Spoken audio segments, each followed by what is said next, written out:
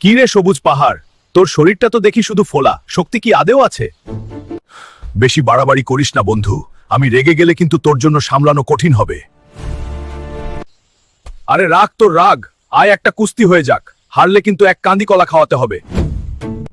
ঠিক আছে, তবে একটা শর্ত, আমি জিতলে তুই রাতে আমার বিছানায় লাফানো বন্ধ করবি।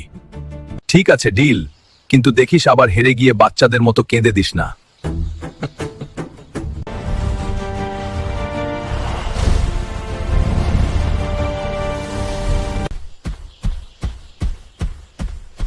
ওরে বাবা, তুই ঠিক আছিস তো? শালা, তুই তো হাঁচি দিয়ে আমায় মহাকাশে পাঠিয়ে দিচ্ছিলি। ইয়া ভাই, তোর সাথে আর কুস্তি লড়ব না। তার মানে কি আজ থেকে আমার বিছানায় আর লাফাবি না? আরে ধুর, তোর বিছানায় লাফানোর চেয়ে মাটির গর্তে ঘুমানো অনেক বেশি নিরাপদ।